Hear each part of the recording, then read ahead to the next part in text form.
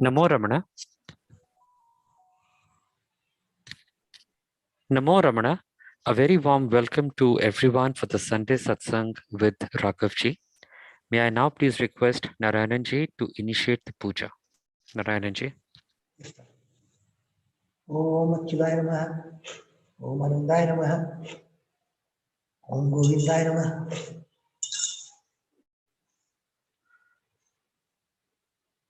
Shuklam Varadharam Vishnum Shashivarnam Chaturbhujam Prasannavadhanam Dhyaye Sarva Vighnopashantaye Ayamurta Samusardostu Bandhono Kanando Ayamurta Samusardostu Tadeva Laganam Sadinam Tadeva Taravanam Chandravanam Tadeva Vidyavaram Devavaram Tadeva Lakshmi Matete Tendriyam Smrami Om Go Om Bhuva Om Suva Om Maha Om Jana Om Tava Om Satyam Om Tassam Vargo Devasya Dhimihi Dhiyo Yona Prachodayat Om Abha Jyotra Samrudam Murmusaram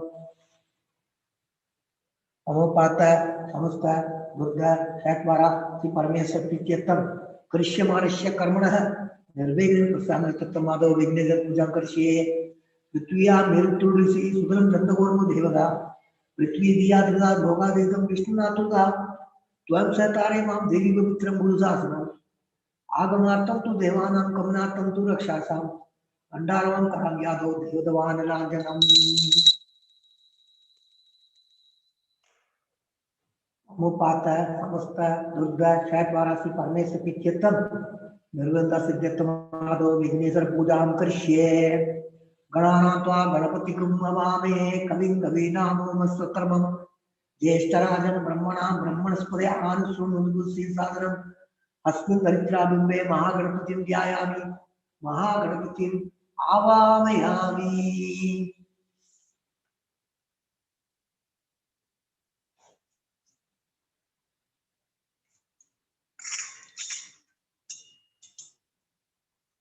Om Mahaganapatiye Namaha Asanam Samarpayami Om Mahaganapatiye Namaha Argyam Samarpayami Om Mahaganapatiye Namaha Padyam Samarpayami Om Mahaganapatiye Namaha Asmanyam Samarpayami Om Mahaganapatiye Namaha Obasarika Snanam Samarpayami Om Mahaganapatiye Namaha Snananantara Asmanyam Samarpayami Om Mahaganapatiye Namaha Vastradatam Akshadam Samarpayami Om Mahaganapatiye Namaha Yajnoma Bhidartam Akshadam Samarpayami Om Mahaganapatiye Namaha Gandha Dharayami Amar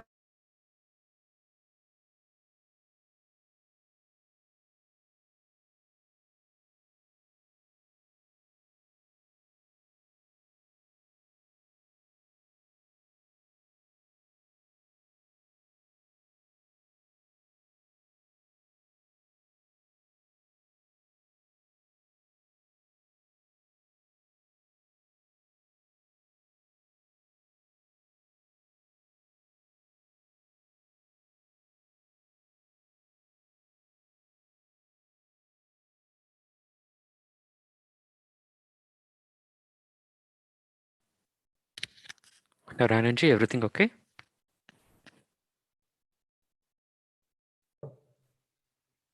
Loke Om Mahaganapatiye Namaha Pushpe Gujayami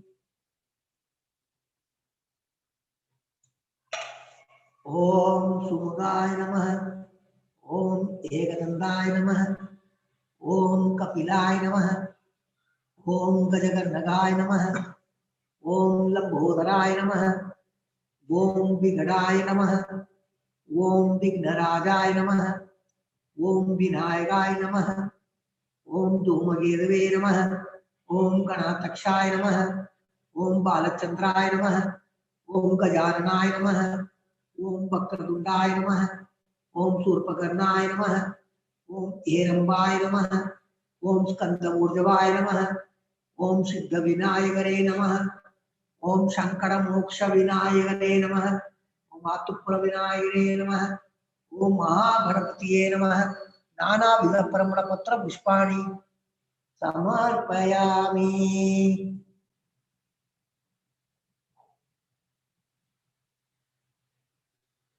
धूपार्थं समर्पयामि।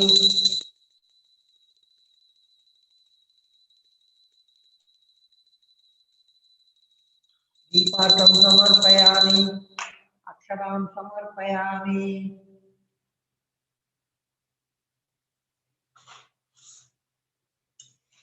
ओम भूर्भुवस्वः तत्सवितुर्वरेण्यं भर्गो देवस्य धीमहि धियो यो न प्रचोदयात्। देवी सवितुः सत्यं दर्शनेन प्रसन्नामि अमृतं स्वाहा। ओम प्राणे स्वाहा, ओम अपाने स्वाहा, ओम ज्ञाने स्वाहा, ओम उदाने स्वाहा, ओम समाने स्वाहा, ओम ब्रह्मणे स्वाहा। महागणपतये नमः। महागणपतये नमः। महागणपतये नमः। उडगंड कडल नैवेद्यं समर्पयामि। मध्ये पानीयं समर्पयामि। अमृतोक्तं सूत्रामोसं समर्पयामि। कर्पूरं समर्पयामि।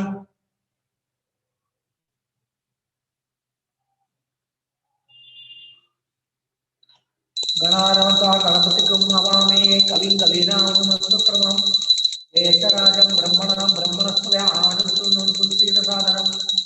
महागणपतये नमः। महागणपतये नमः। महागणपतये नमः।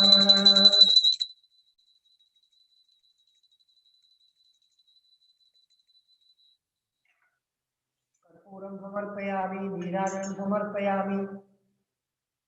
नीराजनानन्तरम् आसमनीयं समर्पयामि।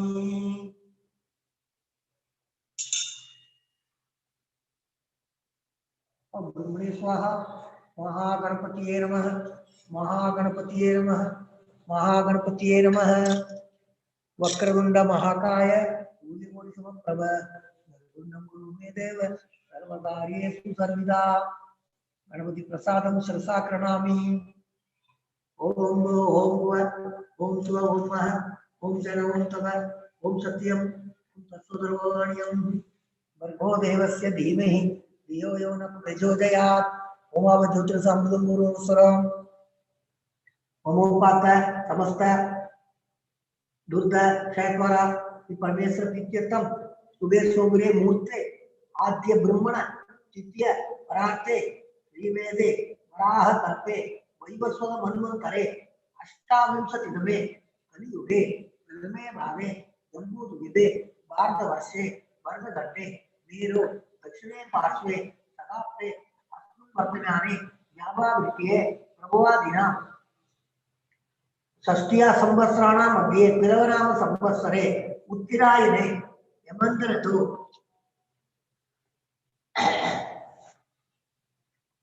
मकर मासे कृष्णपक्षे षष्ठी तिथ्यां शुभतिथौ भानुवासर युक्तायां हस्ता नक्षत्र युक्तायां शुभ नक्षत्र शुभ योग शुभ कर्म एवं गुण विशेषण विशिष्टायां अस्यां षष्ठी तिथ्यां शुभतिथौ मम जन्म पापस जन्म प्रति एतच्चन पर्यन्तं मध्ये संभाविधानं सर्वेषां भावानां सत्य अवलोकनार्थम् अस्माहं सह कुर्माणं क्षेम सत्कर्य वीर्य विजय आयुरारोग्य ऐश्वर्याणाम् अभिवृद्ध्यर्थं समस्त मंगलाभ्यर्थं समस्त दुर्गोपशान्त्यर्थं रमण महर्षि प्रसादेन नाना वैराग्य सिद्ध्यर्थं श्री रमण महर्षि पूजां करिष्ये। तदंगम कलश पूजा करिष्ये। विघ्नेश्वरं यथास्थानं प्रतिष्ठापयामि। सोमनाथे क्षेमाय पुनरागमनाय च कलशस्य मुखे विष्णुकण्ठे रुद्र समाचित मूले तत्र सिद्धतो ब्रह्मा मातृगुणे समृद्धा कुशौ तुषाग्रा सर्वे सप्तचुगा सुंदरा ऋग्वेदो यजुर्वेदो सामवेदो तत्पदकर्मण गंगे सैन्य गोदावरी सरस्वती नर्मदे सिंधु कावेरी जलेस्मिन् सन्निधं कुरु अंगै सहिता सर्वे कंसामूल समाजुता आयातु देव पूजातं दुःखशकारगा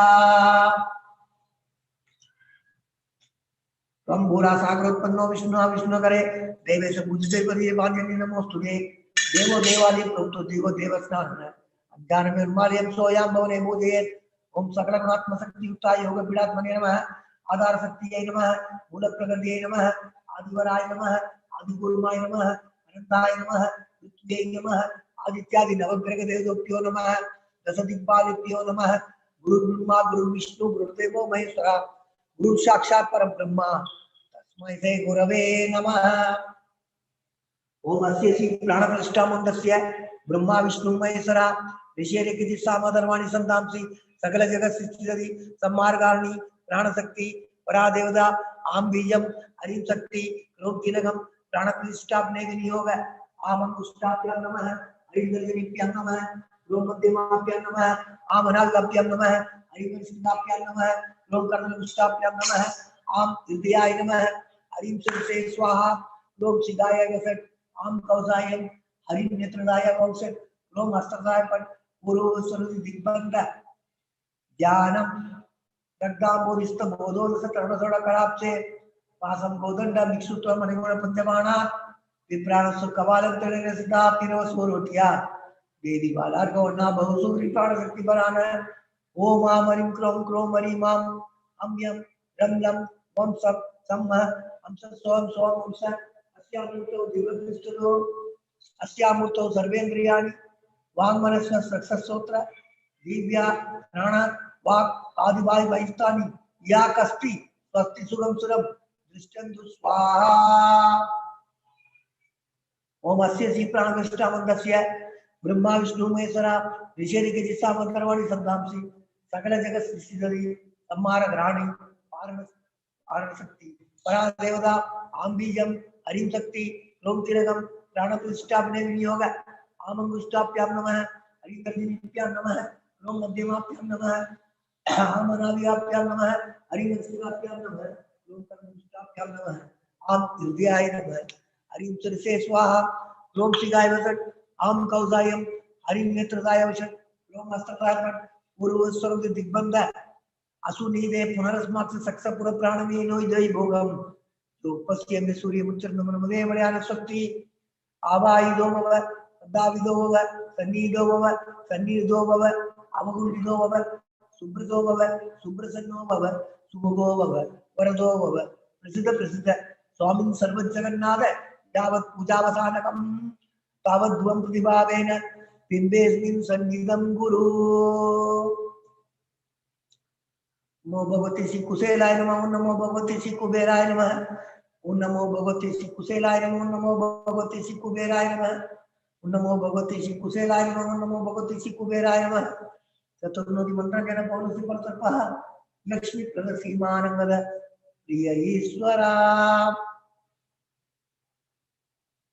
recite भगवान श्रवणो स्तोत्रम श्री गुरुभ्यो नमः गुरु ब्रह्मा गुरु विष्णु गुरुदेवो महेश्वरा गुरु साक्षात् परम ब्रह्मा तस्मै श्री गुरवे नमः अपारगच्छ सुवारि राशौर्यशोर्मि मात्रम भवनं समस्तं गुहाइदं तं ब्रह्मं कबीरं चिन्ताविरणं हृदि चिन्तयामि ओम महादेव महोंसेन जाताय नमः ओम श्री रमणाय नमः ओम गुरवे नमः ओम अखंड संविदाकराय नमः ओम महुजसे नमः ओम कारणोद्भवाय नमः ओम जगत्पितावताराय नमः ओम श्री भूमिनाथास्तनोतिदाय नमः ओम पराशर कुलोतंसाय नमः ओम सुंदरातरवत्पलाय नमः ओम कमनीय सुचारित्राय नमः ओम सयायाम्बा सयायवते नमः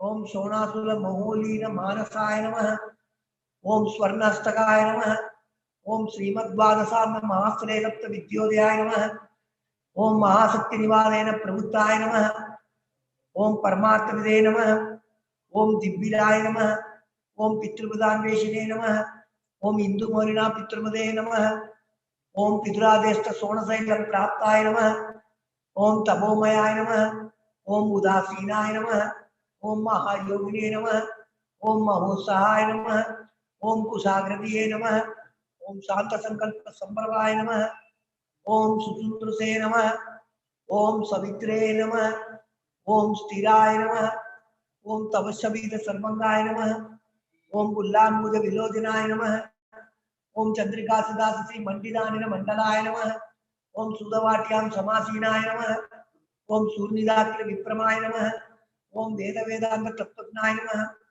ओम चिन्मुत्रणे नमः ओम त्रिगुणादिगाय नमः ओम विरूपाक्ष गुहावासाय नमः ओम विराजक सलाभुदे नमः ओम उत्तिष्ठनयनाय नमः, ओम पूर्णाय नमः, ओम रसिदास्तांडवाय नमः, ओम गंभीराय नमः, ओम परमाचार्याय नमः, ओम सुब्रसन्याय नमः, ओम अभयप्रदाय नमः, ओम दक्षिणाशीवाय नमः, ओम धीराय नमः, ओम दक्षिणाभिमुखाय नमः, ओम स्वराजे नमः, ओम महर्षिये नमः, ओम भगवते नमः, ओम ईट्याय नमः, ओम भूम विद्या विशारदाय नमः, ओम विमलाय नमः, ओम दीर्घदर्शने नमः, ओम आप्ताय नमः, ओम रुजमार्ग प्रदर्शकाय नमः, ओम समत्रुसे नमः, ओम सत्यत्रुसे नमः, ओम सत्याय नमः, ओम प्रसादाय नमः, ओम अमृत विक्रमाय नमः, ओम सुकुमाराय नमः,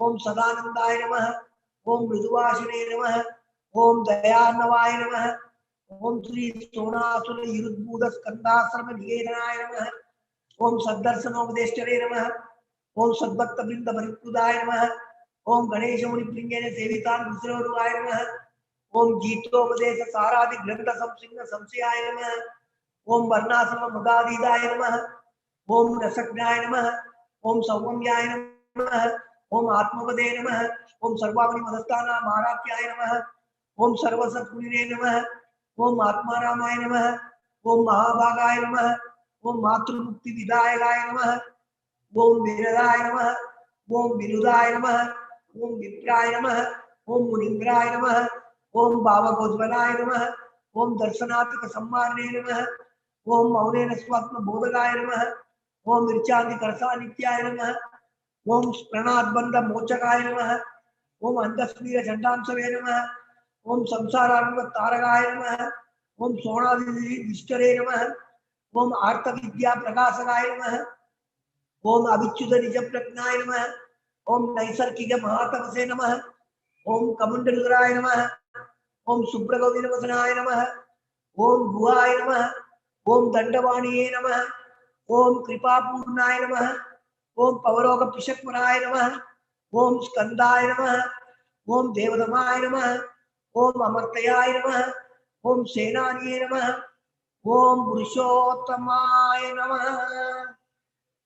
ओम नमो भगवते श्री अरुणाचल श्री रमणाय नमः, ओम नमो भगवते श्री अरुणाचल श्री रमणाय नमः, ओम नमो भगवते श्री अरुणाचल श्री रमणाय नमः, ओम नमो भगवते श्री कार्तिकाय नमः, ओम नमो भगवते श्री मुरुगाय नमः, ओम नमो भगवते श्री वल्ली देवाय नमः, ओम नमो भगवते श्री सुब्रमण्याय नमः, ओम नमो भगवते श्री स्वामीनाथने नमः, ओम नमो भगवते श्री दक्षिणामूर्तिये नमः, ओम नमो भगवते श्री नटराजरे नमः, ओम नमो भगवते श्री भैरवरे नमः, ओम नमो भगवते श्री नंदी महेश्वराय नमः, ओम नमो भगवते श्री सुपार्वतीये नमः। ओम नमः शिवाय नमः, ओम नमः शिवाय नमः, ओम नमः शिवाय नमः, ओम शिवाय नमः, ओम शिवाय नमः, ओम शिवाय नमः। चिदानंदरूपं शिवोहं शिवोहं शिवोहं शिवोहं चिदानंदरूपं चिदानंदरूपं शिवोहं शिवोहं शिवोहं शिवोहं चिदानंदरूपं चिदानंदरूपं शिवोहं शिवोहं शिवोहं शिवोहं चिदानंदरूपं। ओम नमः शिवाय। Now let us all recite Upadesa Saram.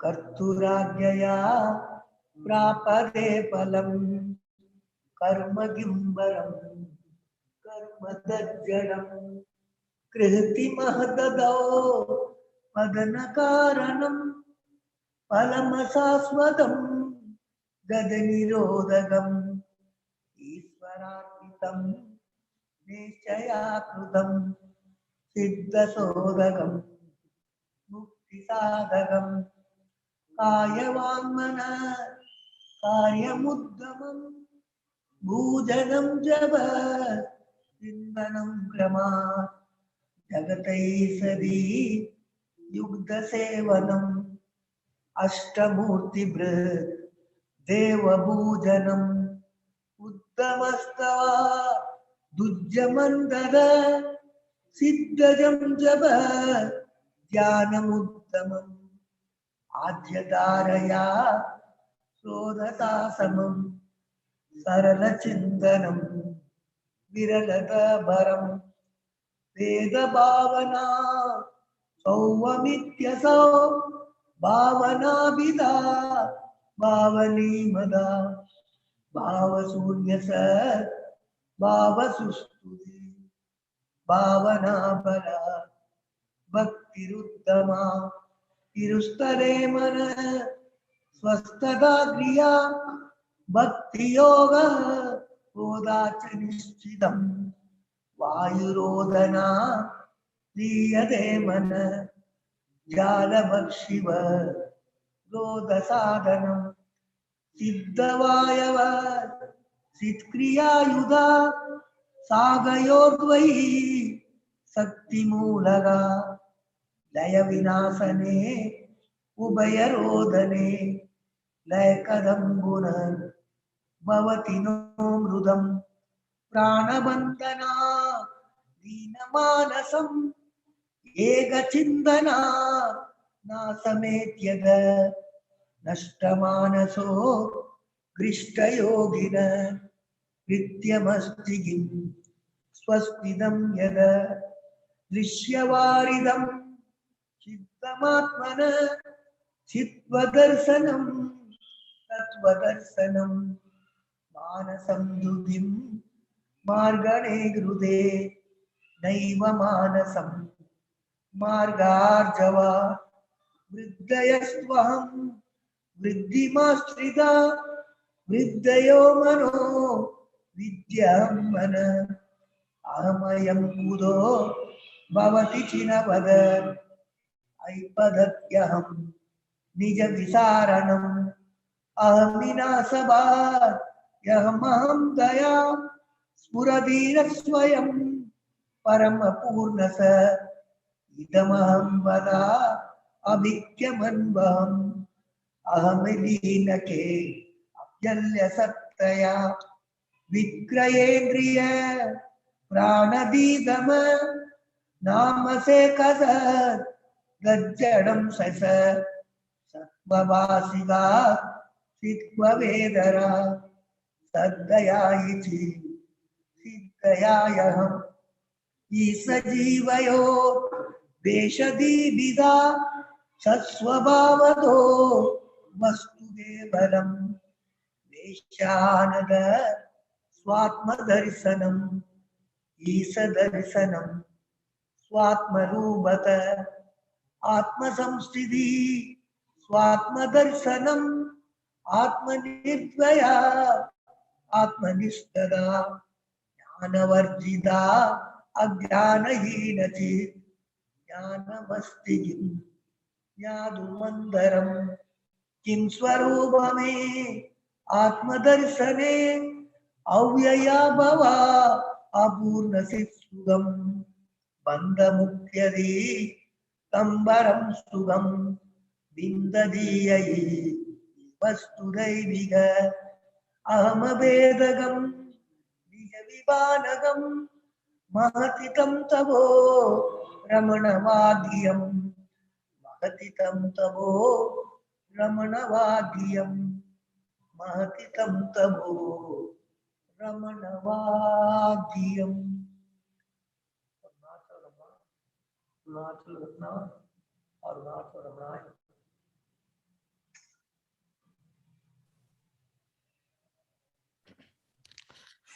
Namo Ramana, and a very warm welcome to all the devotees. In continuation of our satsangs for 42 select verses from Bhagavad Gita, we will be completing the discussion related to shlokas 22 and 23 on how Atma Vichar and the teachings of Gita give us insight into our emotions and how to address obstacles to Atma Vichara. We will also introduce the shlokas 24 and 25 about the one really effective remedy for suffering which is inherent in the roles we play in our life, and that is self-knowledge, which burns away all impurities. I'm sorry. Our speaker for these sessions will be Sri Raghav Kumarji. a long-time devotee of Bhagavan and a resident near the ashram in Tiruvannamalai.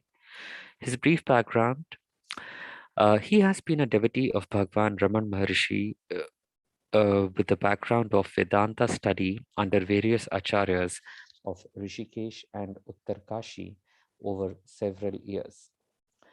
After completing a degree in technology in 1993 and a few years of research in electronics, he was drawn to the exclusive pursuit of the path of self-enquiry. He was blessed to be closely associated with the Ramakrishna mission, Arshavidya tradition, and the Adi Shankara Brahma Vidyapeeth Uttarkashi. Since 2001, he divides his time between Uttarkashi and Tiruvannamalai. He occasionally shares what he has learned from the acharyas with fellow devotees.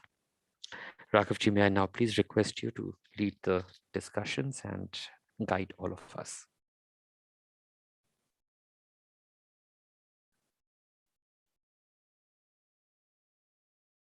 Raghavji, you are on mute. Yes, please. Now it is. Namaste, and welcome to this session of the Gita Saraha. We will start with the Shanti Mantras. Om Sahana Bhavatu Sahano Hunakto Sahaviryam Karavavahai Ejasvinavadhitamastu ma vidvishavahai. Om Shanti Shanti Shanti. Om Ishvaro Gururatmeti Murti Bheda Vibhagine Vyomavadvyapta Dehaya Dakshinamurtaye Namaha. Parthasarathi Rupena Shravayitva Shubhangiram Parthasyarti Haro Deva Kripa Murti Sapatunaha.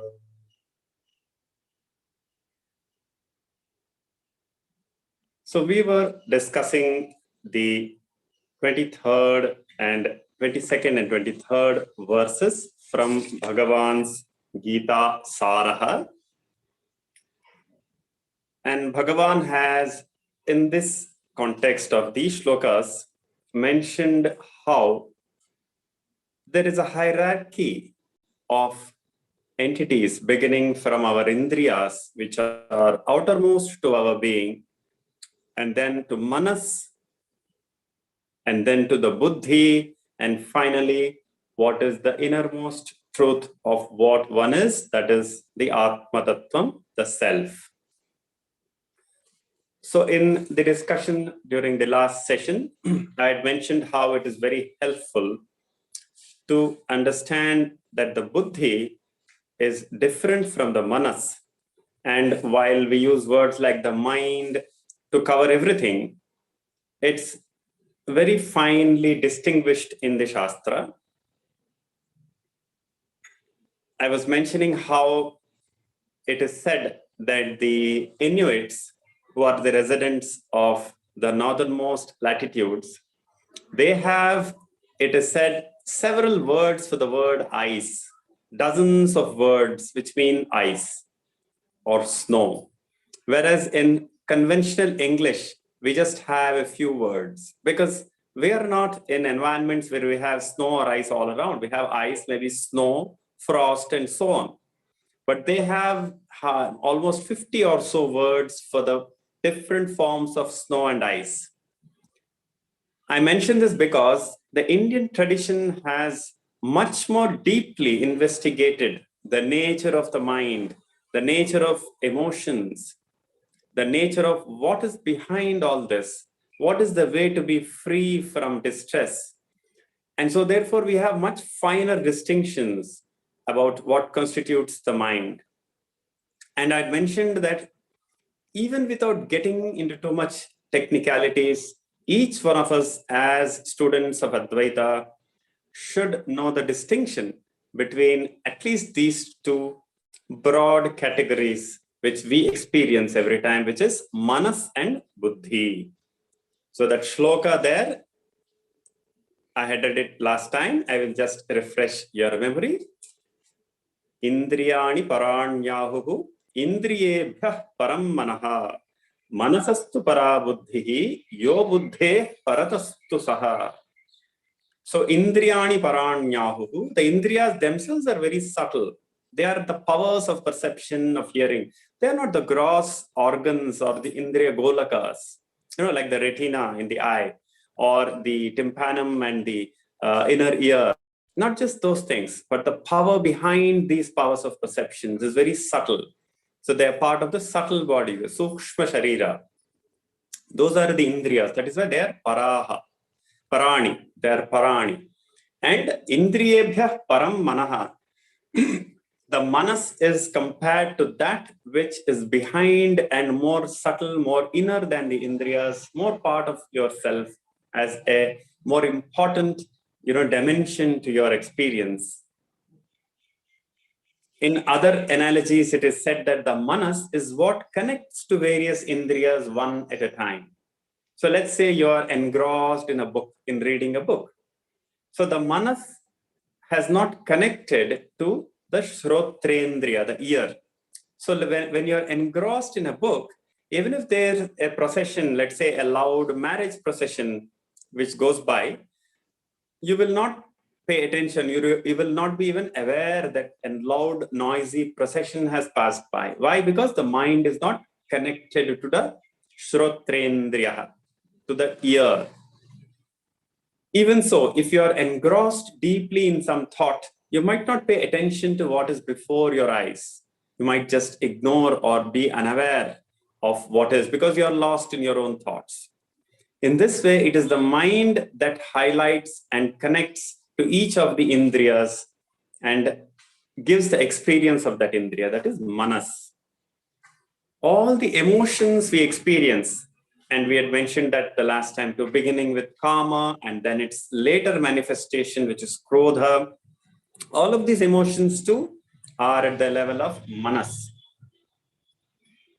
And yet these emotions have a deeper source, which is the buddhi. The buddhi is what? That which has a conclusiveness to it. It concludes, it reaches conclusions about what is. So it is known as nischayatmika buddhi. Whereas in contrast, the manas is sankalpa vikalpatmakam.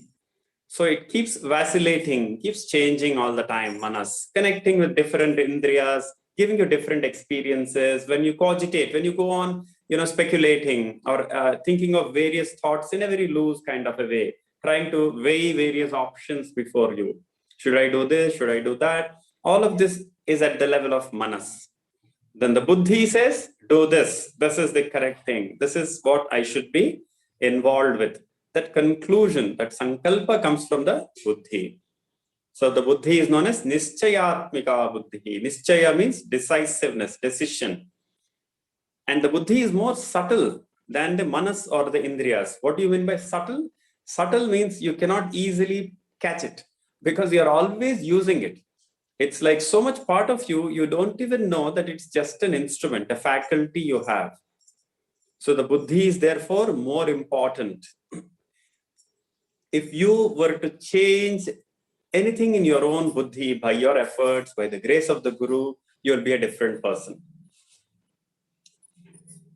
It is said in even today's modern psychology that every 7 years or so in a person's life, there's a significant change in him. He kind of undergoes a totally different phase in his life, around 7 years, like from 0 to 7. From when a person is born to about 7 years of age, he's in like one phase of his life. You can say balyam. Then from 7 to 14, what we call the adolescent period. 14 to 21, perhaps late teens. 21 to 28. In this way, the entire life cycle, they say that it keeps changing every 7 years. There's a thumb rule, okay? It's not an exact figure. And what you can see based on this understanding presented in the Gita and in the Advaita Shastra is that it's the buddhi that keeps significantly changing every 7 years. They call what's it called? The 7-year itch. Sometimes that's used that word, indicating that for various mysterious reasons, as it were, the buddhi can significantly change in the natural flow of time every 7 years. So why I bring all this is to say that the buddhi is the innermost part of your being. And if you are able to change that buddhi awarefully and bring it in line with the buddhi of the guru, with the buddhi of the Advaita Parampara, you have made it. That's the goal of life, so to speak. That the entire buddhi that you currently have, which is, by default, looking at this world as a very real place, your mind goes outward, tries to create various pleasant situations for itself. So that buddhi changes, and you now have greater conviction that I am already what I want to be. I don't postpone happiness. If I get something, then I will be happy. These kind of notions are all dropped in the light of the Guru's Upadesha, in the light of what the Guru has asked us to meditate upon. So when the buddhi is changed, therefore, you become a different person. So very helpful to see this manas buddhi distinction. Then again, when there are various emotions that keep coming up also, the buddhi is what gives you balance. It gives you equanimity. If you strengthen the buddhi, you become a very strong person. Nothing can shake you. No outer influence can really play around with you, create distress for you. That is the strength of the buddhi again. And that buddhi is strengthened by several factors. One of them is your guru's upadesha. When you're able to allow the guru's words and teachings, when I say guru, I'm referring to the entire Advaita Parampara. It need not be only Bhagavan. This is applicable to everyone. If we have the right guru, in our case, Bhagavan's words, if we allow Sri Ramana's words to seep in, if we allow Sri Shankara Bhagavad Pada's words to seep in, then the buddhi will change, it will transform. And then we allow that words of the guru to get assimilated.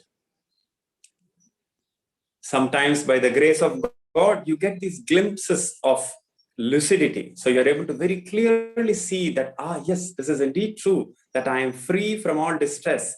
Even as things outwardly are the same, I am still totally free from any distress. You get these glimpses of quietness, of peace. Those moments you should utilize and interpret those experiences as, that is me. I've said this before, and I will reiterate a very key point here, where you process all these beautiful and peaceful moments in your life, not as experiences. Instead, you recognize, I am that. What you experienced, quote unquote, in those moments was just, I am, what you are always. You got a clear glimpse of that, unclouded by your habitual errors, habitual tendencies. So that's where the buddhi again gets strengthened. It's like when I take a mirror and I look into a mirror after cleaning the surface, I see myself as I am. Okay, those are the words of the Guru. The words of the Advaita tradition of the Guru are like a word mirror. This is a beautiful analogy used and taught by the Acharyas, that the words of the Gita of our Guru are like a word mirror. When you look at these words, they're talking about you, that you are always full. No matter how bad things get, there is a part of you which is actually the truth of what you are, which is untouched by all that is going on, by all the turmoil. You're like at the eye of the storm, as it were. And in order to consolidate and strengthen that vision of the Guru, which he is teaching you, you follow his instructions, give some time, some energy to being with that teaching, what we call meditation.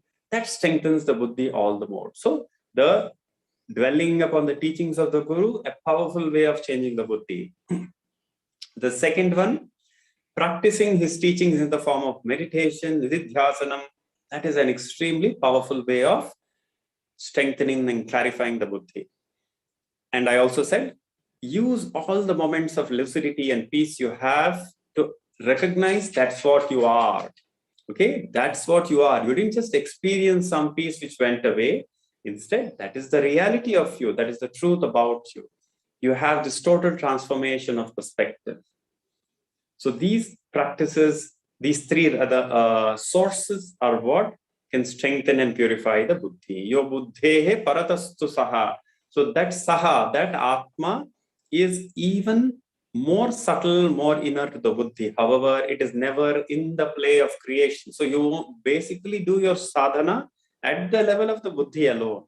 All sadhana, all efforts to understand clearly are at the level of the buddhi. And when the buddhi is clear, what you are is always reflected without distortion. Okay? Right now, when there is a distressing emotion or any feeling of limitation, the mind and the buddhi are distorting what you are. They are not reflecting the truth about you as you are really. And so there is a distressing emotion. And you can get carried away, identified by those emotions. So we'll also look a little more at how this happens and what we can do about it. But for now, just see that hierarchy. Okay, Indriya, Manas, Buddhi, and even more subtle and inner to the Buddhi is Saha, the Atman, the pure awareness. And in the next shloka, Sri Krishna Bhagavan then gives the instruction, so to speak, about how you fix the mind, how you make a little effort, you facilitate the buddhi being clarified, the buddhi being true to what is. We will read that shloka. This is the 23rd shloka in the 42 selected verses of Bhagavan. It is from the 4th chapter of the Bhagavad Gita. It is, I think, verse number 42. Verse number 42. Yeah, verse number 42.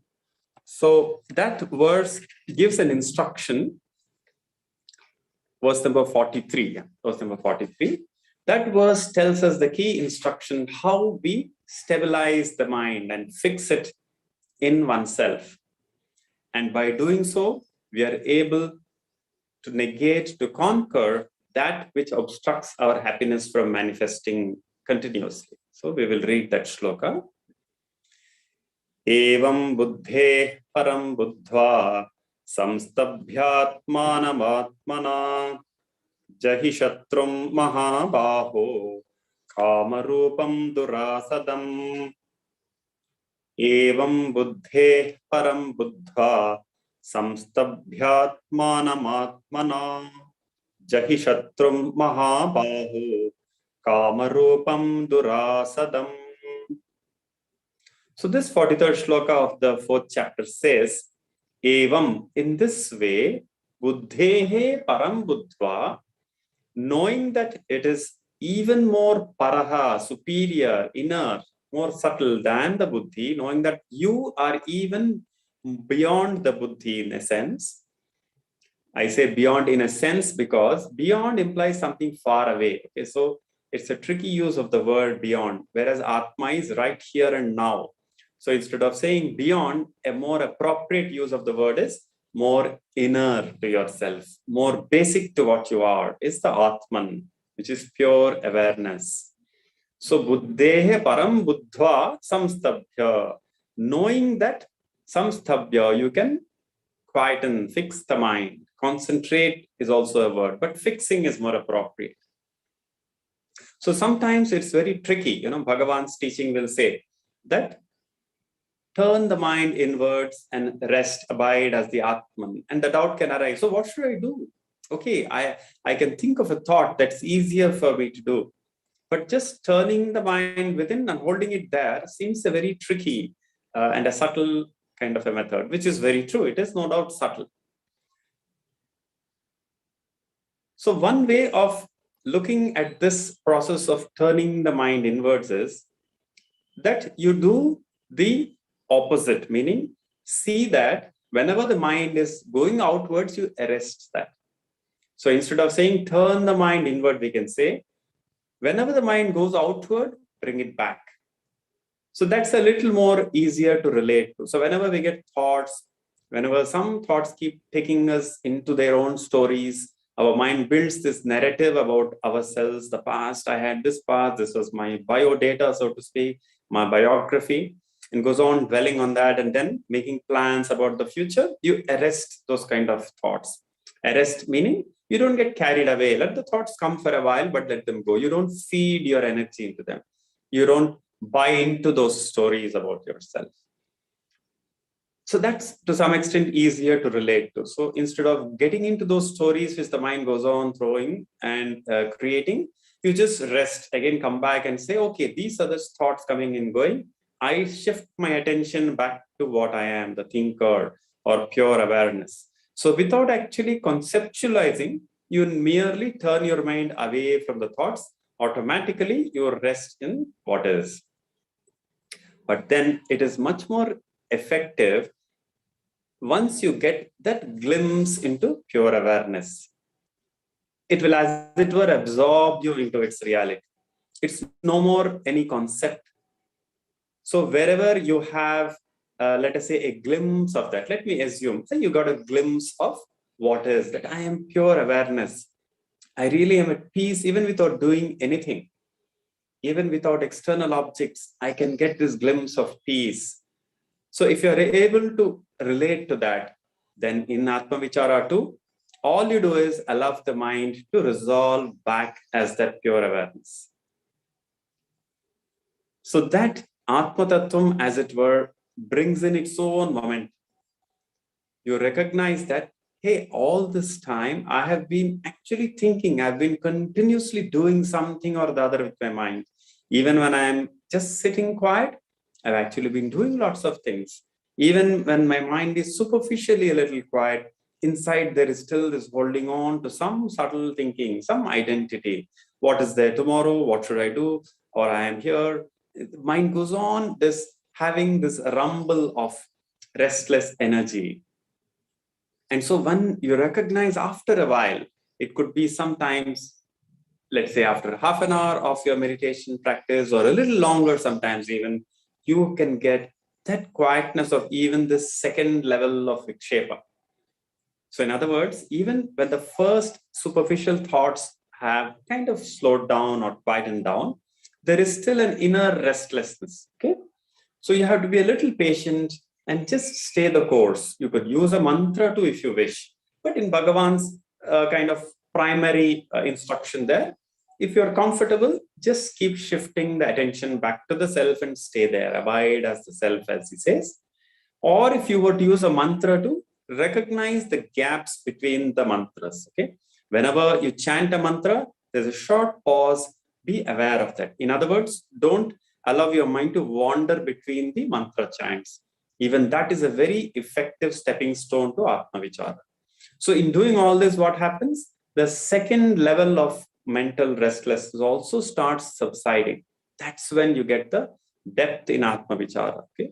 So as a kind of map of this path, so you can look at it this way. The first superficial thoughts go away after a while. And then after a little longer, if you persist earnestly in your sadhana, in your meditation, sometimes it may be very quick as well. But there's this second level of restlessness which subsides after a while. You know, it's like if you were to have seen the ocean or the beach early in the morning, very few ripples are there. It has a totally different feel to it, much different from the ocean or the beach later in the day when there are all these waves coming. Because the air itself has kind of stilled down in the early hours of the morning. Even so, after a while longer in your meditation, be it even with a mantra, you will find a deeper quietness kicking in. It takes time sometimes, and yet it is something that has to be tapped into, because that is your basic right to gain that peace, which is not dependent on these external circumstances. And so samstabhya is that quietening, buddhva. So that's where the knowledge or the upadesha of the guru, which seeps in, that helps you.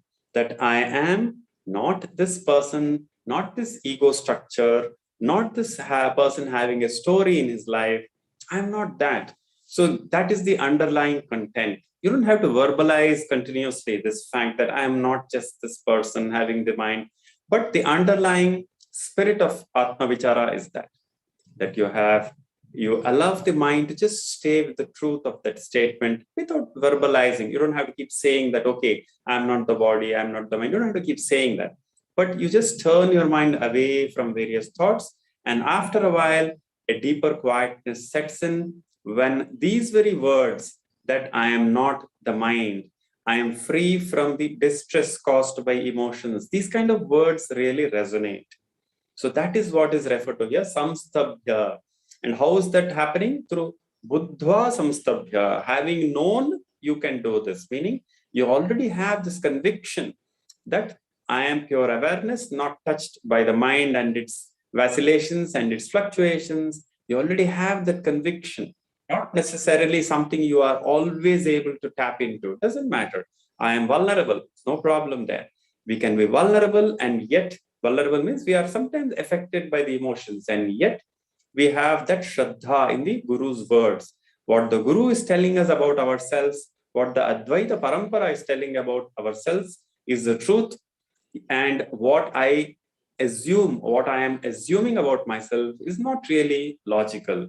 I have this stand, okay? I take this shraddha as my basis for the sadhana. Therefore, in those quietest moments that you will have during meditation, might be a minute or two, but doesn't matter. It completely goes very deep and can effect a change in the buddhi.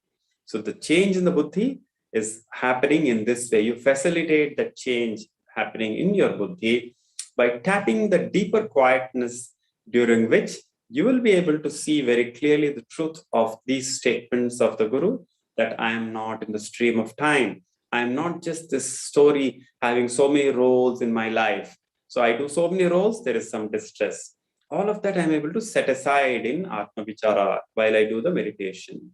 And later, even when I pick up those roles, even when I'm active, I still retain that change in the buddhi. That's the beauty. A change in the buddhi doesn't go away even when you're amidst the duties or so-called other activities. That change is more permanent, because it cannot be contradicted by other experiences. And that's something very interesting and powerful. So it's like, let's say there is a person, he is watching a movie and he does not know that it is a movie. Let's say, okay, it's a contrived example, but so he doesn't know it's a movie. He's carried away by the things going on the screen and he's too absorbed. Then suddenly he is able to snap out of it because of the instruction of his neighbor, or because he's shown a light around. And then he's able to recognize, okay, this is just a movie screen. And he can continue to participate or enjoy the movie. But the change in the buddhi has happened. That change in the buddhi implies that he can continue to have whatever life experiences, continue whatever the prarabdha throws at him, but that doesn't, affect any more damage, so to speak, to the person. Because deep inside, he knows, I am untouched by all of these. I think I'd mentioned how there was this well-known ad in, I do not remember the exact, aim of the ad, but the picture was very evocative. So there was a little kitten, and it goes very close to a dog, a very ferocious dog, which is tied to a leash. So the dog is on a leash, and the dog cannot come any further to touch the kitten. So the kitten is boldly facing the dog because it knows that the dog cannot touch it. Even so, when you are able to see your separateness, your not being actually involved in the mind and the emotions, even when they have their play, then alone you get the freedom. Then alone there is freedom from that distress, not with a purely psychological approach. What happens in psychology is that they give you many constructive ideas, which are very welcome. We should tap into it. Psychology is a friend of Vedanta, so to speak, okay? Vedanta and psychology are like complementary. Psychology tries to give you some solutions at the level of the mind. Vedanta says, welcome to those solutions, and then use the little space you get out of all these psychological ideas, and then take a step away from the mind to heal yourself by creating that space between yourself and the mind. Only then the healing happens. If I'm always operating the mind, then the healing cannot effectively happen. And so this creating the space with respect to your mind and emotions is the essence of any sadhana, really. Be it Atma Vichara, or maybe the little more easier to relate sadhana like mantra repetition, japam. That is also a way of very effectively creating space with respect to your mind by connecting to the source, connecting to Ishvara. So that is why Bhagavan says, use any method to still the mind, and then Atma Vichara can easily kick in, or it easily develops. If we now look at why the shloka there says, Jahishatrum Mahabaho Kamarupam Durasadam. So the word kama is used here, and I always mention this, that the word kama refers to all desire which is of a very binding nature. It's not just a simple desire, just a harmless, fleeting desire, which doesn't really create much distress for you. It is very helpful to think of kama in the form of two aspects, two types, so to speak, of kama. One type are those which really bind you, which create distress upon their non-fulfillment. So I have such a strong desire that it won't leave me alone. It's like a thorn in my flesh. Unless I fulfill that desire, I am not at ease. There's a gnawing pain within. Such kamas are called raga. Okay, the word raga here means a very strong desire which doesn't allow you to sit still and ignore it. Those are known as ragas, raga. And on the other hand, there are other kamas which are just harmless desires, harmless in the sense they don't create any big distress. Okay, no doubt they might impel you to action, but they don't really bind you. And referring to those non-binding desires, Sri Krishna Bhagavan himself says elsewhere in the Gita something interesting. He says, Dharma viruddho bhuteshu kamosmi bharatarshava. In the 10th chapter, the Vibhuti Yoga, where the Lord is explaining his glories to Arjuna, how he is present in this very creation in various different ways. Krishna says something interesting. He says, I am only the Kama sitting in all the hearts of all the jivas as Dharma viruddho bhuteshu kama. So it is unopposed to Dharma. That is the Kama which is actually constructive, so to speak. It is a glory of Ishvara. And so what this entire sadhana process or Advaita, based meditation and following the instructions of the Guru, what all of this does to you is it converts, so to speak, your binding desires or ragas and neutralizes them, brings them to the non-binding category. They become mere privileges, mere preferences. So you have a preference for something, and you might have it as a privilege to desire. You otherwise are just a wall. We don't want to be like an inert wall, no desires. The wall has no desires. There's a wall, there's a tree. Maybe a tree has some desire, I suppose. But an inanimate object doesn't have desires. That's not a big deal. The idea is here, not just to have no desires, but rather all these desires are merely preferences. They become your glory. That's when these desires resonate with the Lord's words, Dharma aviruddho bhuteshu kamosmi bharatarshava. But in the state of avidya or the regular kind of process of life, there are many ragas, many distress-producing kamas. That's what we have to address, and the whole process of understanding emotion is about those kamas, not a blanket denunciation of all karma. It's not that karma is bad and so on. So that never is going to work. So what do we have to do? We convert, so to speak, or transform the binding desires, the ragas, into vibhutis or the non-binding desires. The karma becomes very neutralized, very gentle, harmless. This process is an immense milestone. As this happens, we become more and more free within. The less ragas there are in your mind, the more there is an avirbhava, a manifestation of joy. And the Lord says this is possible for every one of us. It's not rocket science. It's not so difficult. It's within your ken. It's within your scope. That is the assurance given by the Lord. Jahishatrum mahabaho kamarupam durasadam. Durasadam means very difficult to pinpoint it, to know it very clearly so that you can deal with it. It's very insidious, so to speak. It kind of is hard to pin down. Aha, this is the karma, and now I will not be touched by that. It's not so easy to pinpoint it and know it like that objectively. Durvigneyatvam, says Shankara there. it is very difficult to point it out as an object very clearly. And then again, it has many various forms. It's not something which is always fixed in one particular way. So that kama alone becomes krodha. We saw that. So kama becomes krodha when it is frustrated, when it is stymied, when it is not fulfilled. The strong desire, where unfulfilled, leads to anger. And that anger can get directed outwardly, as we saw the last time. So that same kama becomes krodha. And that same krodha further can, unfortunately, get transformed into sadness. You know, when a person says he's sad, it's actually a form of krodha directed towards himself. It's a kind of anger upon oneself.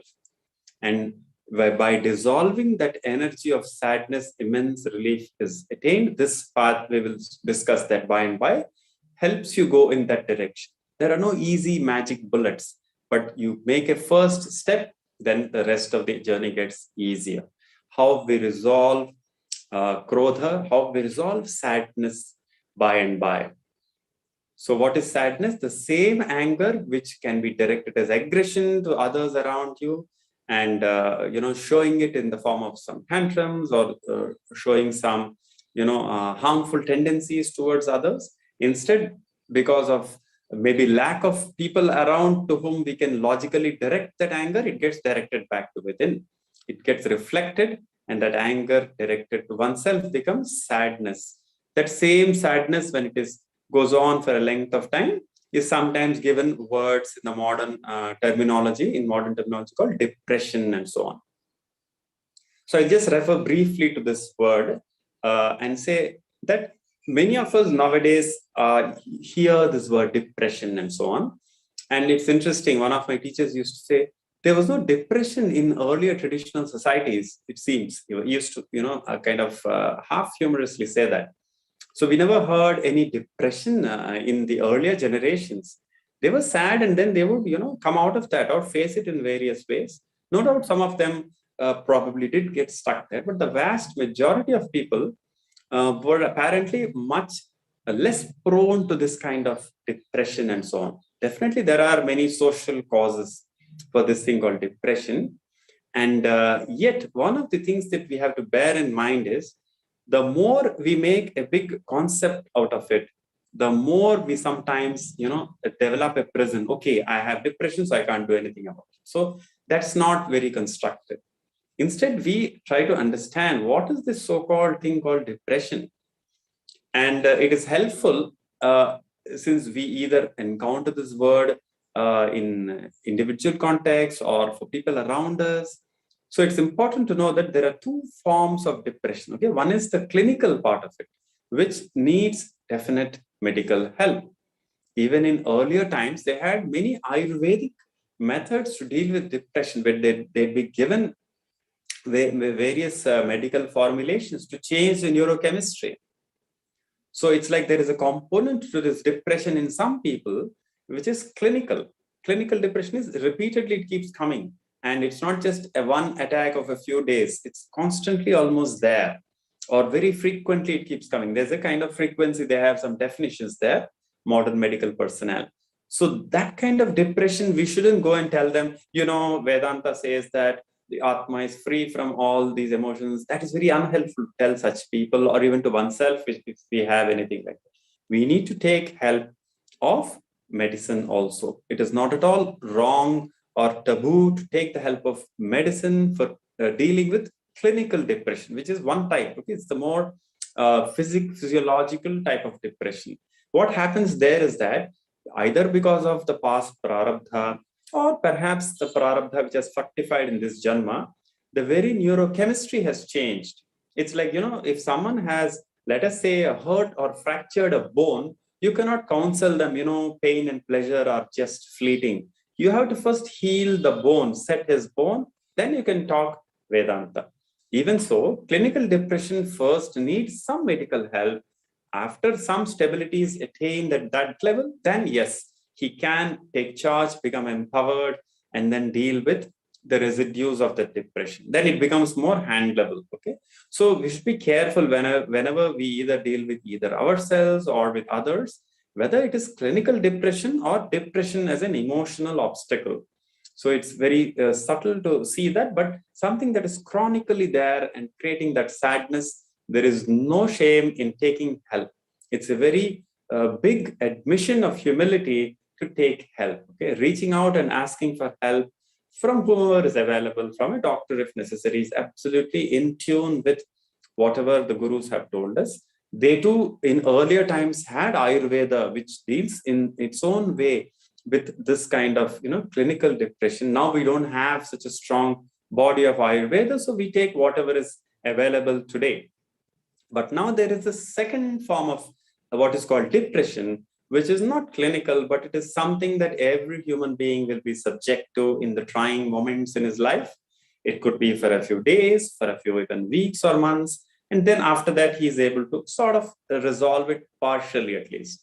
And it might still be there in a slight unresolved way. So that kind of depression, which is not clinical, which is not completely embedded itself in the neurochemistry, that depression we can definitely deal with through Atma Vichara, through Vedanta Shravanam, through Vedanta Manana Nidhyasanam, and through the teachings of Bhagavan. Okay, so this second type is what here Krishna is referring to by saying Jahishatrum Mahabaho Kamarupam Durasadam.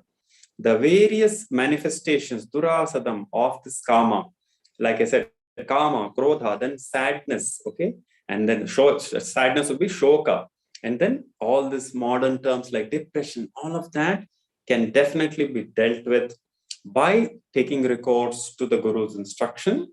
And we will see slowly how the basic, methods are. But primarily, you first have to understand what happens in this thing called a deep-rooted emotion. So for today, maybe we'll just read the next shloka because it is connected to that. It is giving, in a sense, the remedy for this entire emotional mess that most jivas, most of us individuals are in, and trying to empower us by reducing this helpless feeling we have with respect to our emotions. We'll just read the shloka and then we'll look at what the insight that Bhagavan and Sri Krishna give us about how to deal with these emotions such as depression, but of the non-clinical type. Okay, so we'll read the next shloka.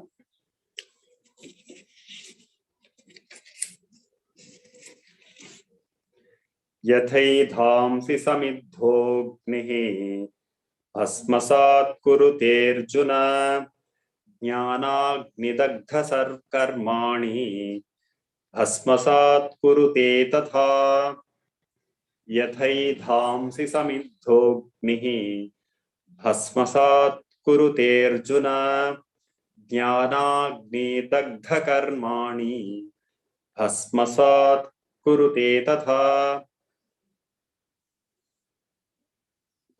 So this shloka tells us that Brahmastra for all such emotional distress is cognitive. It is a change in the buddhi called jnanam. And that jnanam need not be thought of as something very far, enlightenment out there. It's not something you need to look at as something very difficult and impossible for you. Instead, Krishna himself gives a certain insight here. While the word jnana, of course, primarily refers to Brahma jnana without any other, conditionalities, nevertheless, whenever you are able to develop an insight into your mind, it is a path, one significant step on the path of jnana alone. In fact, there is a chapter later in the Bhagavad Gita where Krishna talks of the many qualities or the many traits, personality traits, which a sadhaka or a student of Advaita is asked to foster and cultivate. All of that is also called jnanam in a secondary sense, of course, but also very significant. So to start with, what do we do when we say jnanagni dhagda karmani? So what is the meaning of this shloka? It says that this jnana, which is like an agni, it will burn up all the karmas and the spin-offs of karma, such as krodha, shoka, and so on. So this shloka gives that basic panacea, as it were, that remedy for all such distress in the form of the emotional obstacles, that is jnana. And the analogy given for that is that just as yatha edhamsi means fuel. Okay, you have many fagots, many wood, like sticks or fuel in the form of wood. All of that is burnt up by fire. Dried wood is burnt up by fire.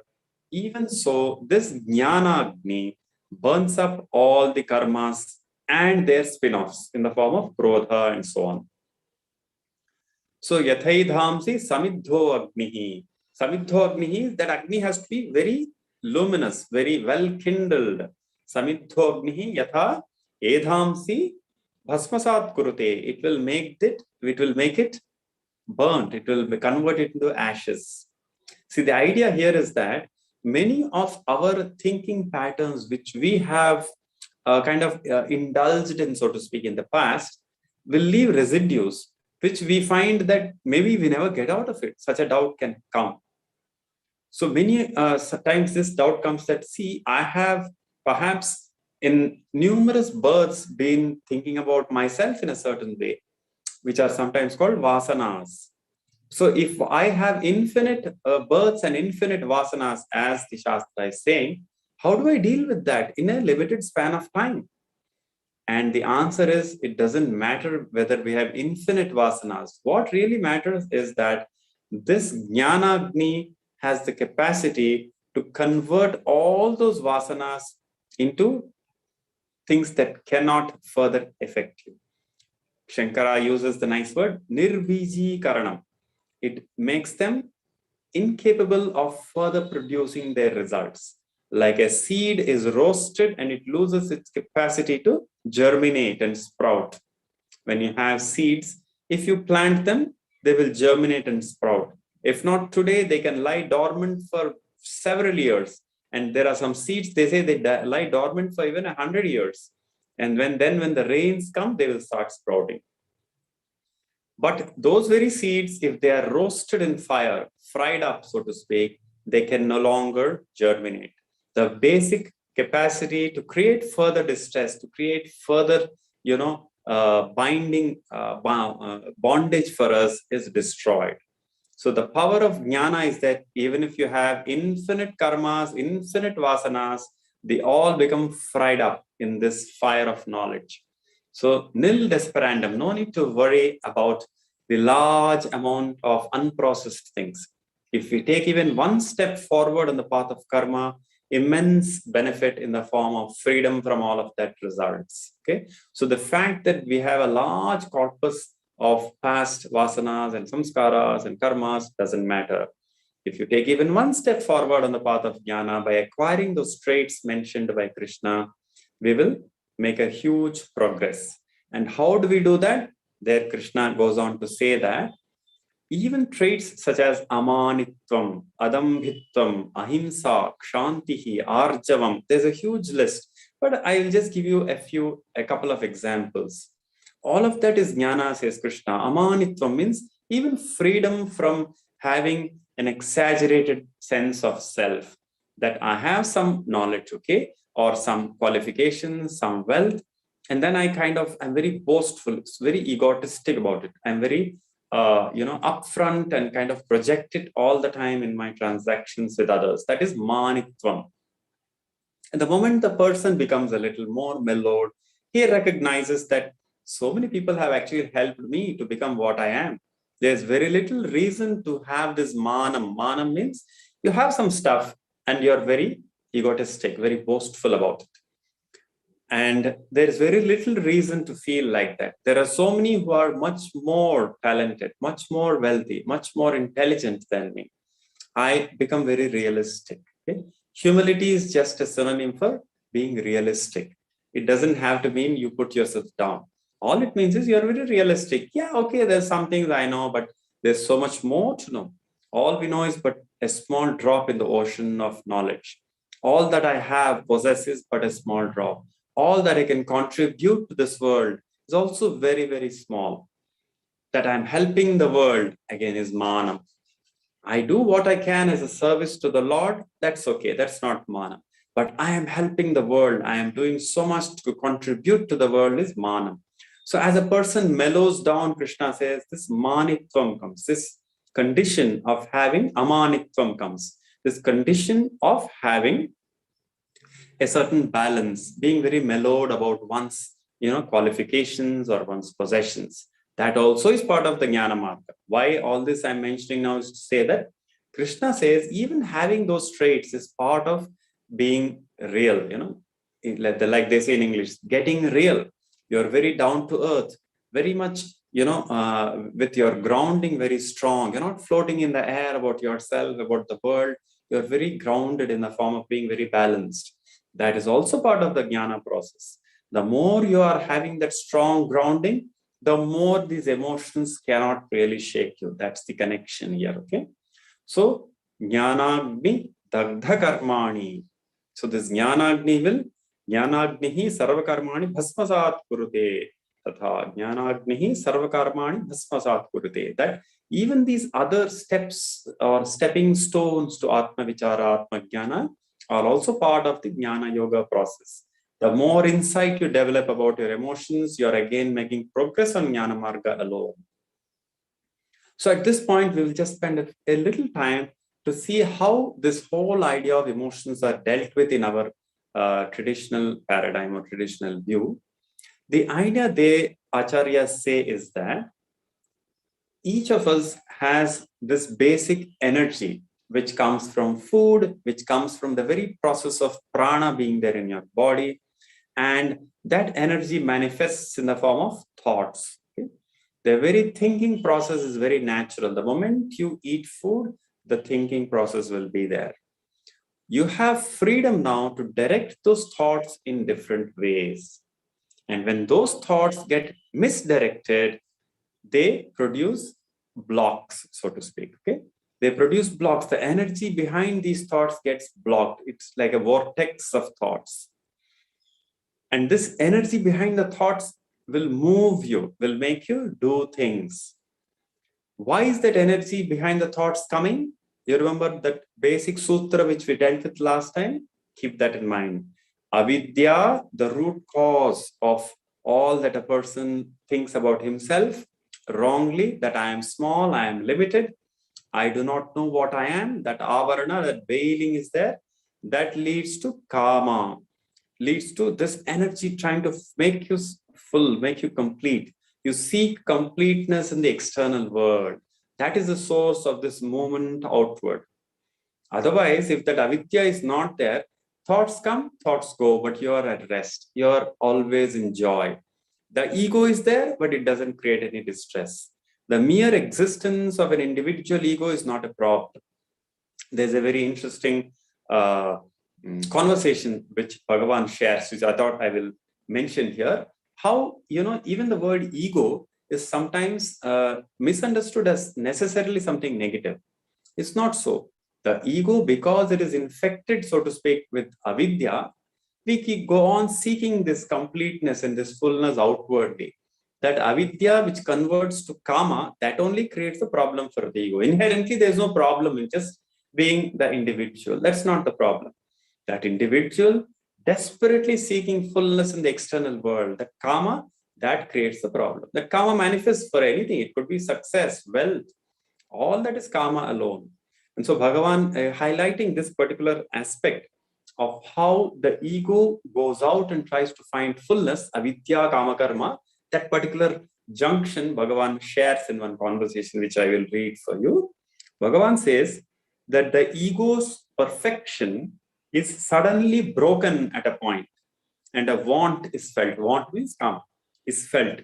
That gives rise to a desire to get something and then to do something. Okay, when that want is cured by the fulfillment of that desire, the ego is happy temporarily, and that original perfection is again restored.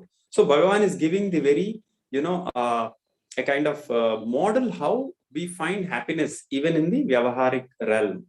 The ego's perfection is broken because of this karma. When the karma impels you into karma, you start acting upon the karma. It won't leave you alone. It's a binding desire. And then when that karma attains fructification, you get what you want, temporarily, the ego again falls back and rediscovers its fullness. And I have some peace, some quiet for a while, until the next bubble of karma again arises. These bubbles go on coming endlessly because that avidya, that root cause, is unaddressed. Which is why Bhagavan or Krishna Bhagavan says that Jnanagni Tagdha Karmani, that Jnanagni alone will destroy that root cause, which is giving up all these bubbles of karma, then that converts to karma.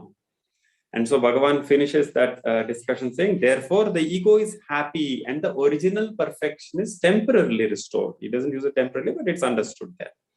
Therefore, happiness is our natural condition or nature. Pleasure and pain are relative and refer to our finite state.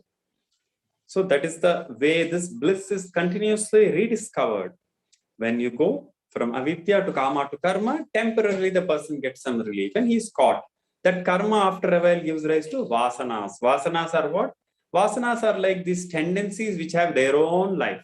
They continuously make you do things, God only knows why. So there was a gentleman, I had a friend, he was very awareful in a way, but he used to joke. He says, the reason I'm earning money is because I have this tendency to earn money. I don't really need any more money. I just keep earning. It's like part of me. So, and he's so talented at it that he keeps making a lot of business ventures and so on.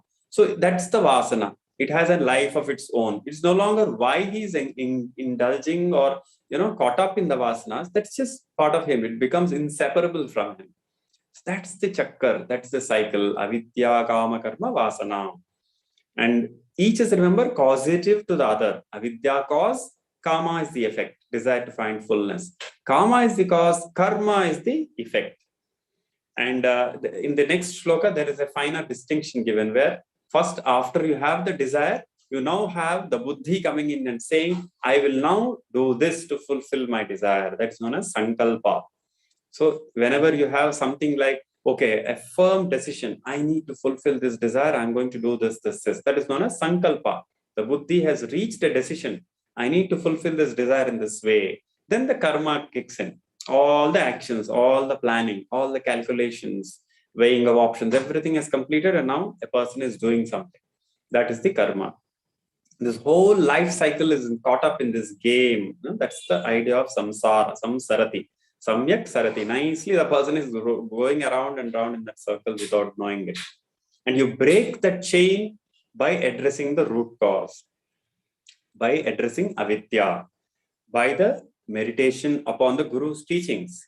By dwelling carefully on the Guru's teachings, you are able to own up that teaching.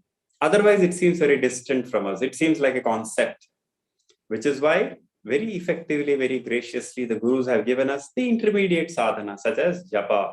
So instead of saying, okay, just don't, get carried away by desires, just stay with Atma, may be difficult initially. But then the first step you can do is start with japa, start with mantra repetition. And I have also referred to how mantra repetition is not just a technique, it is a direct connection between you and Ishvara. You are setting aside all these roles which engender these distressing emotions. And you're coming back to being that simple, basic, conscious being who is inherently relaxed. The fact is that relaxation doesn't need effort. It might be obvious, but we don't realize it. Relaxation doesn't need effort. Doing something needs effort. And yet people don't find it easy to relax. They have to keep doing something. That's the big mystery, especially of the modern culture, which is very neurotic. This word is used. What is neurosis? Neurosis is that the mind constantly has to keep thinking of something. It needs, let's say, the mobile phone in the hand or television, some distraction or the other. Otherwise, there is no restfulness. There is even more agitation. That is known as neurosis. Even children today are having that issue, and it's a matter of definite concern there.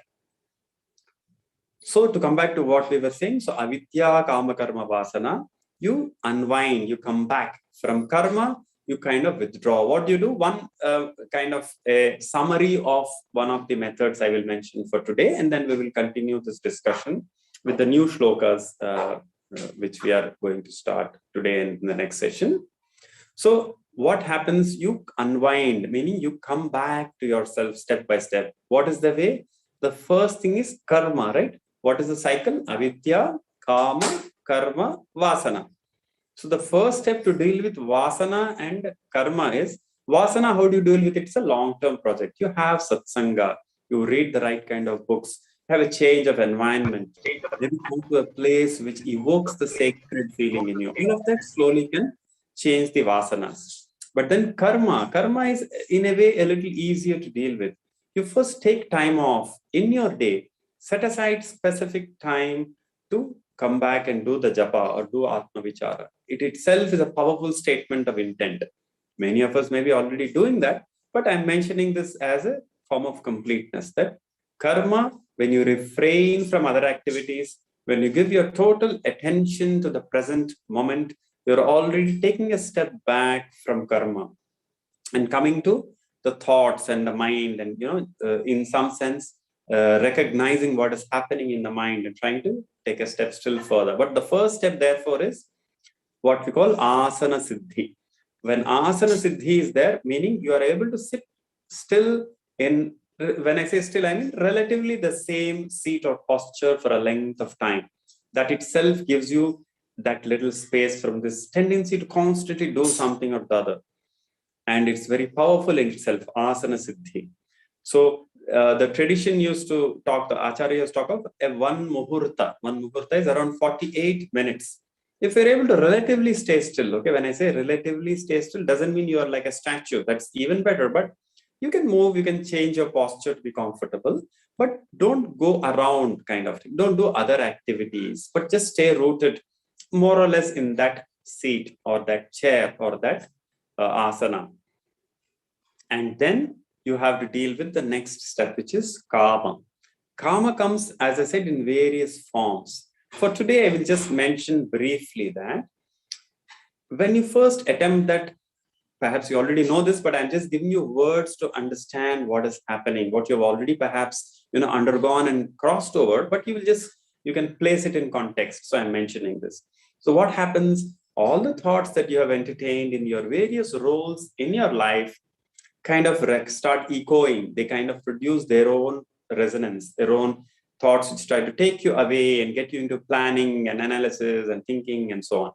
So here, let us say for today's discussion, you take the help of a mantra. So what happens there? You're setting aside all these roles you have in the rest of your day. When you do something or you think a thought, you're doing some role with respect to somebody in your life. Could be your employer or employee or husband, wife, son, daughter, sibling. Think of it. Any thought you do has to do with another conscious being who is in your life, a significant person in your life. It necessarily evokes some role in you. And every role comes with some distress, some limitation that will create some emotion. Okay. So we will again talk about this, but the source or one of the key factors which creates these emotions, creates this distress is the roles we play in our life with respect to other people around. And so when you do this japa, you are able to push aside, externalize these roles. You're not denying them. You're not saying the roles I should not do. You're not taking any such artificial stand. Instead, you just temporarily set aside those roles. That freedom is what you have. You have that free will to set aside the different roles you play during the rest of the day and come back to yourself, be it Atma Vichara or Mantra Japa. Both of them have this common, very powerful truth about it, that you are setting aside all the roles with respect to all other conscious beings. A huge relief. If you just stay there even for one muhurta, 48 minutes, it will give one breakthrough for sure. Gives you one breakthrough with respect to these emotions. Gives you that sliver of space between you and the mind. So stay put for that duration, because it takes some time for the momentum to slow down. It's like I have been running a race, as it were, all my life, all my time. So it takes time to slow down. You can't just abruptly stop or you fall. So the mind has its own intelligence. It will slow down gradually. So in that session, which you have taken time off for yourself, 48 minutes is a minimum desirable for getting very big breakthroughs. But even 24, half of that is a significant time. That itself over a period of time will give some breakthrough. But this muhurta you devote, give yourself that asana siddhi, ability to sit still and relax, be with oneself, free from the roles of your life. Then for the first time, you're able to start taking charge of the mind. The emotion doesn't necessarily carry you away, but you instead are able to start taking charge. That is why Atma Vichara is very powerful. The mind also will resist, it will become afraid, like we saw someone asking that question. The mind's, untruths are being exposed by sadhana, which is why the mind gets a little scared sometimes. It is facing the reality of itself, but it's a healthy fear. There is no need to fear that fear. You can welcome it. You're being actually very honest. That shows if there is any fear that I have not done my homework all my life until now. Now I am beginning to do my homework about oneself. So some fear comes. Like a student before his exam, he feels a little fear because he hasn't prepared so much. So that's okay. That's a healthy fear. That's making him do the right thing. So in this way, start with this unwinding or coming back to oneself from karma. You do that step by step by freeing yourself from the roles and sticking to this single thought of the mantra or Atma Vichara if the person has that breakthrough into the pure awareness. So we'll continue this discussion in the next session. We will end with the Shanti Mantra. There are a few questions, yeah. There was another question, Anuragji. I think if it's possible, it's a little late today. Maybe these two questions I will take. Can you please read out the earlier question about the methods or something? Yes, there was a question from Mr. TV Murali. I think you've already partially answered it. The question is, please suggest few methods wherein the desire impulses in the mind can be removed once for all so that the seeker can work upon. Yeah. Okay. So I will also refer to this. Now we get into the nitty-gritty in this context. We are at halfway of this entire Gita Sara 42 shlokas. So I'll devote a little more time to the nitty-gritty, the details of this, even in the next session in the beginning. But for today, as I have pointed out, as you take time, set aside time and stay with this 48-minute minimum kind of a thing itself, you are, introducing a new factor into the mind, which is moving towards the jnana. But to give a one-line answer, it would be that only through jnana, finding that I am limitless, I am already full and complete, only then the kamas will go. Until then, the kamas will come into a seed form, they just lie low, they don't disturb you. But until I discover I am that self which is of the nature of limitlessness, ananta, then alone the kamas will go away. Only through that cognitive shift, that change in the buddhi, which says, I am full and complete. Till then, the kama will continue to be there in a little way, but it will subside gradually. That's the answer to that question. We will look into details later. There was one more question. The next question is from Anita ji. How should we differentiate between mind and intellect? Yes. So the word intellect is the buddhi, is a synonym for buddhi, and mind is manas. I had already answered that in today's lecture. Namely, mind is the external part of you, which has the thoughts and the emotions and the back and forth. Buddhi or intellect is what takes decisions. It is of the nature of your deepest faith about yourself, about the guru, about what is real, about what is important in your life. That is called buddhi. So the word intellect is a very loose word in English. So I prefer to use the original Sanskrit word, which is more precise. Buddhi and manas. Try to stick with that terminology. Manas, more exterior, having emotions, thoughts. Buddhi, deeper part of you, which is what has all the shraddha and all your jnanam there.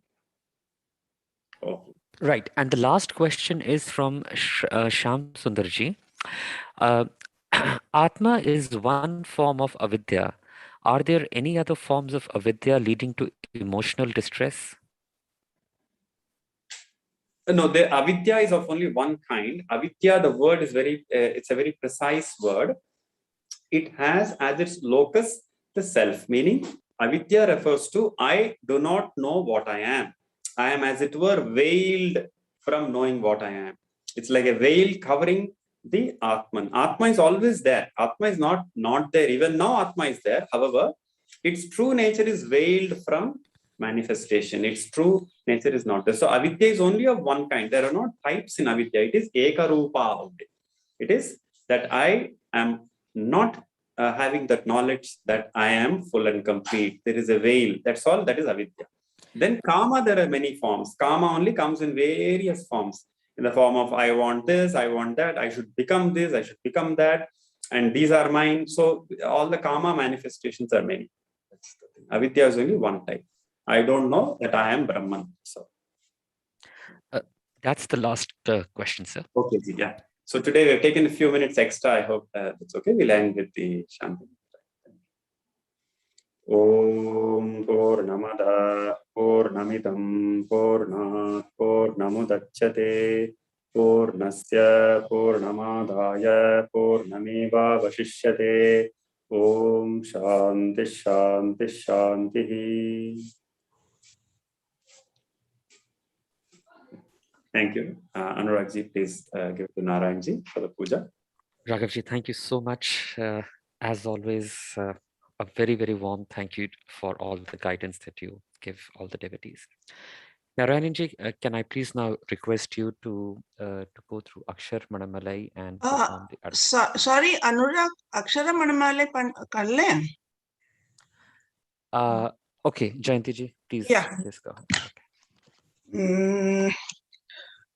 அருணாச்சலவரற்கு ஏற்ற அக்ஷரமணமாலை சாற்ற கருணாகர கணபதியே கரமருளி காப்பாயே.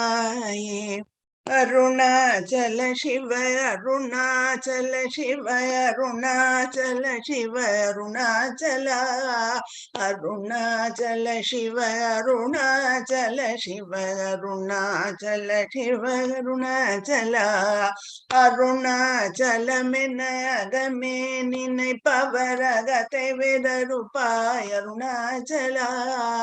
அழகு சுந்தரம் போலகமும் நீயும் முற்று அபிநமாயிருப்போம் அருணாச்சலா. அகம் புகுந்தே துன்னக குகை சிதையாய் அமர்வித்ததில் கொல் Arunachala.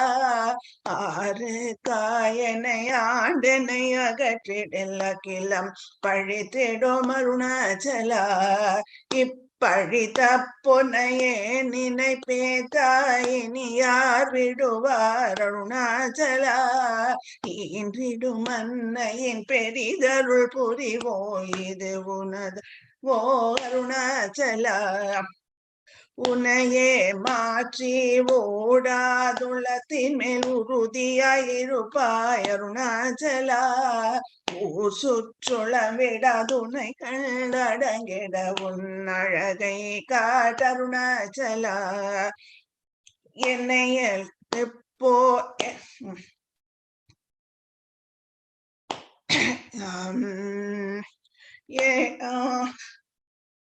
sorry Arunachal சிவ அருணாச்சல சிவ அருணாச்சல சிவ அருணாச்சலா.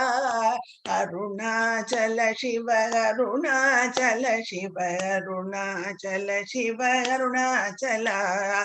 என்னையே மாற்றி ஓடாதுளத்தின் மேல் உறுதியாயிருப்பாய் அருணாச்சலா.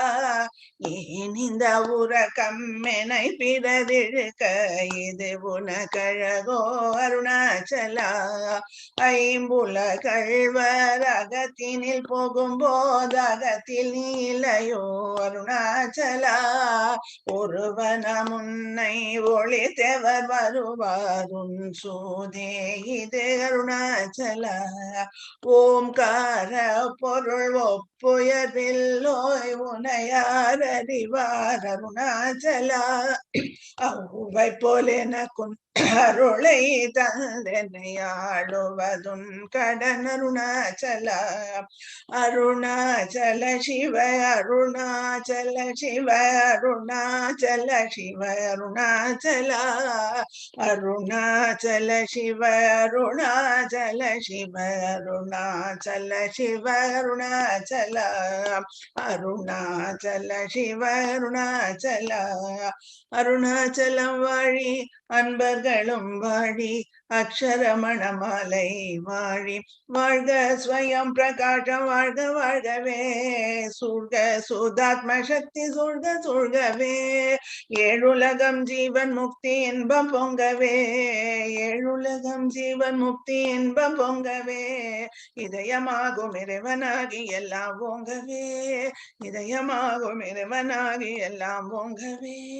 பாழ்மனம் மகந்தை வாழ்வு பாழ்பட்டொழிகவே பாழ்மனம் மகந்தை வாழ்வு பாழ்பட்டொழிகவே பரம சச்சிதானந்தாத்மா பால் பொழிகவே பரம சச்சிதானந்தாத்மா பால் பொழிகவே வாழ்க ஸ்வயம் பிரகாச வாழ்க வாழ்கவே சூழ்க சோதாத்ம சக்தி சூழ்க சூழ்கவே தட்டிலாத நித்திய ஜீவ தத்துவம் ஓங்கவே தட்டிலாத நித்திய ஜீவ தத்துவம் ஓங்கவே தன்மயத்தில் சின்மயம் தழைத்து ஓங்கவே தன்மயத்தில் சின்மயம் தழைத்து ஓங்கவே எட்டதிக்குமம் சசோகம் எதிரொலிக்கவே எட்டதிக்குமம் சசோகம் எதிரொலிக்கவே எல்லாம் பிரம்மம் என்னும் உண்மை இறைவகிக்கவே எல்லாம் பிரம்மம் என்னும் உண்மை இறைவகிக்கவே வாழ்க ஸ்வயம் பிரகாச வாழ்க வாழ்கவே சூழ்க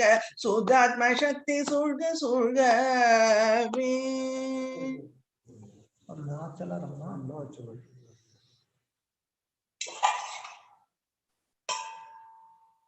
Narayanji.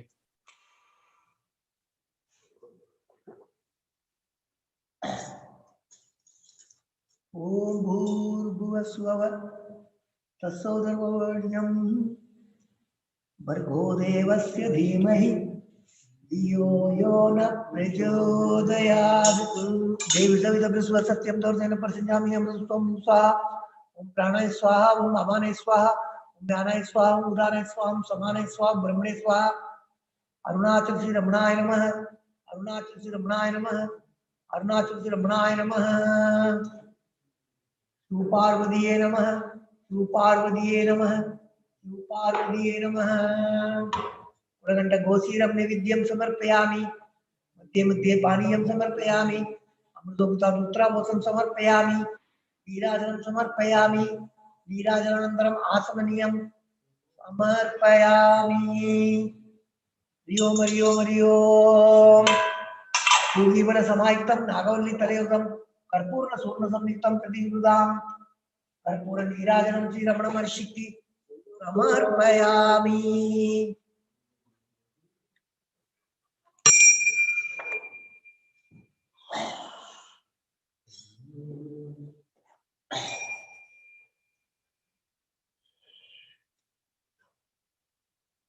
ओम नमो भगवते रमणाय नमः ओम नमो भगवते रमणाय नमः ओम नमो भगवते रमणाय नमः सात्विकाय नमः दुर्गाय नमः देवाय नमः सुब्रह्मण्याय नमः स्वामिनारायणाय नमः दक्षिणामूर्तये नमः नटराजने नमः वैष्णवे नमः नंदीमहेश्वराय नमः शिवपार्वतीये नमः ओम नमः शिवाय नमः ओम नमः शिवाय नमः ओम नमः शिवाय नमः ओम शिवाय नमः ओम शिवाय नमः ओम शिवाय नमः ओम वाये दत्ते राजमानसे जो राजा तन राजो वा सोमेते देवस्वामिनानि अमिति भवति वेदांतो देवानां स्वाहा तयेवास्मैत्वान् चैतन्यं तयेनस्तवते राजाय देवी राजा भवति तत्र गुरुयो मानं तत्कालं देवानि सुभवानि सुभवानि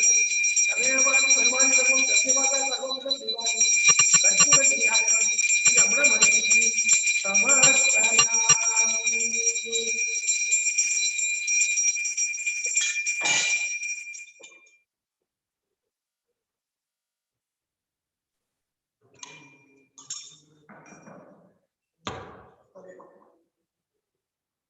रमणाय रमणाय रमणाय रमणाय रमणाय रमणाय रमणाय रमणाय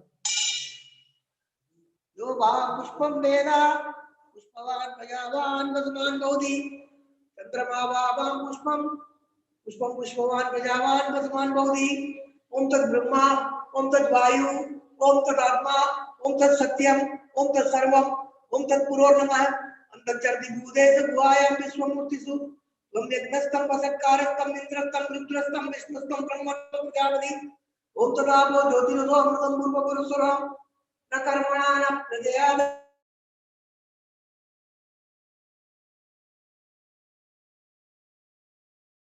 वेदत्यदयो विसन्धि वेदांत विज्ञान से निश्चयार्थ संन्यास योगातदय शुद्ध सत्वाः ते ब्रह्मलोके तु परान्तकाले परामृतात् परिमुच्यन्ति सर्वे हरं विभावं परमेश्वर भूतं यत् पुण्डरीकं गुणमत्य सगुंसलं तत्रावित्तकर्म कलनं विशोभं तस्मिन् यदन्तत् यद्वादित्यं यो वेदान्तौ स्वर प्रोक्तो वेदान्तस्य च प्रतिष्ठितः तस्य प्रकृतिलीनस्य परसमयेश्वर मंत्रपुष्पं रमण महर्षि की समर्पयामि ओम तस्य ब्रह्मार्पणमस्तु हरि ओम हरि ओम हरि ओम मंत्रपुष्पं कार्तिकाय समर्पयामि मंत्रपुष्पं मुरुगाय समर्पयामि मंत्रपुष्पं पल्ली दैवानि की समर्पयामि मंत्रपुष्पं सुब्रह्मण्य समर्पयामि मंत्रपुष्पं स्वामीनाथन की समर्पयामि मंत्रपुष्पं की दक्षिणामूर्ति की समर्पयामि मंत्रपुष्पं की नटराज की समर्पयामि मंत्रपुष्पं की भैरव की मंत्रपुष्पं की नंदी महेश राज समर्पयामि मंत्रपुष्पं की मत्स्य पार्वती की समर्पयामि हरि ओम हरि ओम हरि ओम यानि यानि सब पावानि जन्मांतर कृतानि च तानि तानि प्रदच्छन्ति प्रदक्षिण पदे पदे ओम नमो भगवते श्री अरुणाचल श्री रमणाय ओम नमो भगवते श्री अरुणाचल रमणाय ओम नमो भगवते श्री अरुणाचल रमणाय कात्यायन मुरुगाय वल्ली देवाय सुब्रह्मण्याय स्वामीनाथनाय दक्षिणामूर्तिये नमः नटराजने नमः भैरवरे नमः नंदीमहेश्वराय नमः शिवपार्वतीये नमः ओम नमः शिवाय नमः ओम नमः शिवाय नमः ओम नमः शिवाय नमः ओम शिवाय ओम शिवाय ओम शिवाय नमः ओम हरि ओम हरि ओम